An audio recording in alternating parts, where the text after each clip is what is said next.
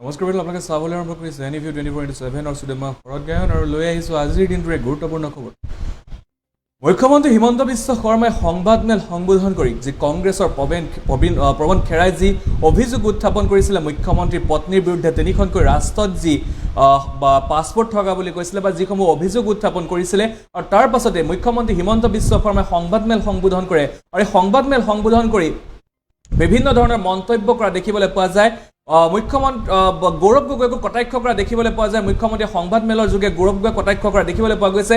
তৰুণ গগৈৰ নাম সাঙুৰা দেখিবলৈ পোৱা গৈছে। মুখ্যমন্ত্ৰী হিমন্ত বিশ্ব শৰ্মাই উল্লেখ কৰিছে যে গৌৰৱ গগৈয়ে তৰুণ গগৈৰ পুত্ৰ গৌৰৱ গগৈ এনেধৰণৰ কাম কৰিব বুলি, এনেধৰণৰ তলৰ ৰাজনীতি কৰিব বুলি মই কেতিয়াও ভবা নাছিলোঁ। আৰু সমান্তৰালকৈ যিগৰাকী ব্যক্তিক হেৰাই যেনেধৰণৰ অভিযোগ উত্থাপন কৰিছিলে তাৰ পাছতেই এতিয়া মুখ্যমন্ত্ৰী হিমন্ত বিশ্ব শৰ্মাই উল্লেখ কৰিছে যদি মুখ্যমন্ত্ৰী হিমন্ত বিশ্ব শৰ্মাই উল্লেখ কৰিছে যে যিগৰাকী খেৰা অৰ্থাৎ যিগৰাকী কংগ্ৰেছৰ যিগৰাকী খেৰাই অভিযোগ উত্থাপন কৰিছিলে কালি সংবাদমেল সম্বোধন কৰি যিধৰণে অভিযোগ উত্থাপন কৰিছিলে এতিয়া কিন্তু সেইগৰাকী ব্যক্তি জেললৈ যাব লাগিব আৰু অসমৰ জেলতেই তেখেতৰ জীৱন কটাব লাগিব এনে মন্তব্য কৰা দেখিবলৈ পোৱা গৈছে। আৰু যিহেতুকে এতিয়া যি সমাগত নিৰ্বাচনৰ পূৰ্বে এনেধৰণৰ ঘটনা সংঘটিত দেখিবলৈ পোৱা গৈছে, যিহেতুকে পাকিস্তানৰ লিংকৰ সন্দৰ্ভত গৌৰৱ গগৈৰ বিভিন্ন অভিযোগ উত্থাপন কৰিছিল। তাৰ পাছতে এতিয়া কিন্তু কংগ্ৰেছে হিমন্ত বিশ্ব শৰ্মা আৰু পত্নীৰ নামত বিভিন্ন ধৰণৰ কোটি টকাৰ সম্পত্তি থকা বুলি UAE কোটি টকাৰ সম্পত্তি থকা বুলি এনেধৰণৰ অভিযোগ উত্থাপন কৰা দেখিবলৈ পোৱা গৈছে। আমি জনাইছো এই মুহূৰ্তৰ সেই গুৰুত্বপূৰ্ণ খবৰ আমি জনাবলৈ চেষ্টা কৰিছো।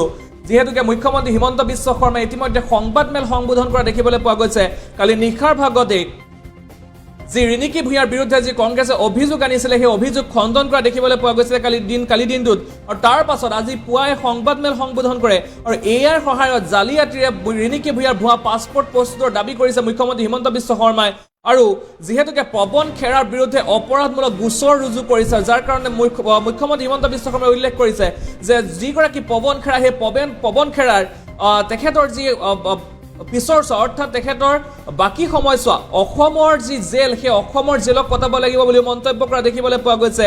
সমান্তৰালকৈ কোৱা দেখিবলৈ পোৱা গৈছে তৰুণ গগৈৰ পুত্ৰ অৰ্থাৎ গৌৰৱ গগৈয়ে এনেধৰণৰ তলৰ ৰাজনীতি কৰিব বুলি বা কোনোদিন বোলে ভাবা নাছিলো এনেধৰণৰ মন্তব্য কৰা কটাক্ষ কৰা দেখিবলৈ পোৱা গৈছে। আমি জনাইছো এই মুহূৰ্তৰ এই গুৰুত্বপূৰ্ণ খবৰ, যিহেতুকে আজি পুৱাৰ ভাগতে মুখ্যমন্ত্ৰী হিমন্ত বিশ্ব শৰ্মাই ৰিণিকী ভূঞাৰ নামত থকা আমেৰিকাত থকা 52,000 কোটি টকাৰ অভিযোগ যি উত্থাপন কৰিছিলে কংগ্ৰেছৰ তৰফৰ পৰা পৱন খেৰাই যি অভিযোগ উত্থাপন কৰিছিলে সেই অভিযোগৰ সন্দৰ্ভত সংবাদমেল আয়োজন কৰি সমগ্ৰ তথ্য পোহৰলৈ দিয়া আনে আৰু লগতে কয় যে যি অভিযোগ অৰ্থাৎ যি পাছপোৰ্ট ভুৱা জালিয়াতি পাছপোৰ্ট সেই ভুৱা জালিয়াতি পাছপোৰ্ট কিন্তু পাকিস্তানৰ পৰা নিয়ন্ত্ৰণ কৰি থকা হৈছে বুলি মন্তব্য কৰা দেখিবলৈ পোৱা গৈছে। আৰু দেওবাৰৰ দিনটোতে কংগ্ৰেছৰ নেতা পৱন খেৰাই মুখ্যমন্ত্ৰীৰ পত্নী ৰিণিকী ভূঞাৰ সন্দৰ্ভত এনেধৰণৰ অভিযোগ উত্থাপন কৰাৰ পিছতে এতিয়া মুখ্যমন্ত্ৰী হিমন্ত বিশ্ব শৰ্মাই পুৱাৰ ভাগতেই এইসমূহ তথ্য পোহৰলৈ অনা দেখিবলৈ পোৱা গৈছে। এইসমূহ তথ্য সম্পূৰ্ণ ভুৱা বুলি কৈছে। ডুবাই হোটেলত ইজিপ্তৰ এজন লোকৰ হেৰুৱা পাছপোৰ্ট ID ব্যৱহাৰ কৰা বুলি অভিযোগ উত্থাপন কৰিছে এতিয়া কংগ্ৰেছৰ বিৰুদ্ধে। যিহেতুকে মুখ্যমন্ত্ৰী হিমন্ত বিশ্ব শৰ্মাই উল্লেখ কৰিছে যে এইসমূহ কাম পাকিস্তানৰ পৰা কৰি থকা হৈছে বুলি উল্লেখ কৰিছে। আৰু 3-4খন যিহেতুকে হিমন্ত বিশ্ব শৰ্মাৰ বিপক্ষে এনেধৰণৰ মন্তব্য কৰা দেখিবলৈ পোৱা গৈছে। আৰু পুৱাই যি সংবাদমেল অনুষ্ঠিত কৰিছিলে মুখ্যমন্ত্ৰী হিমন্ত বিশ্ব শৰ্মাই সংবাদমেলৰ অভিযোগ মিছা বুলি দাবী কৰিছে।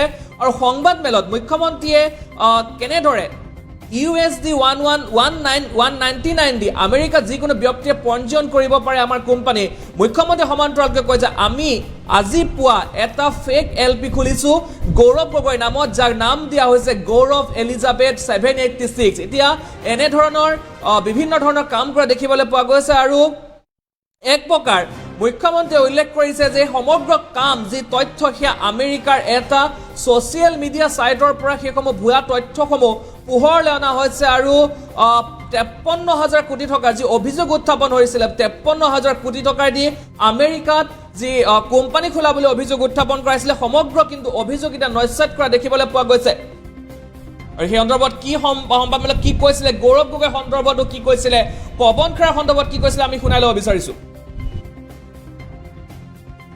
এৰেষ্ট কৰাটো ইলেকশ্যনৰ আগত এৰেষ্ট কৰা ভাল হ'ব নে বেয়া হ'ব, it is police has to decide. But খেৰাৰ এণ্ডিংটো অসমৰ জেলতে হ'ব লাইফত, কাৰণ this is a matter link up with Pakistan.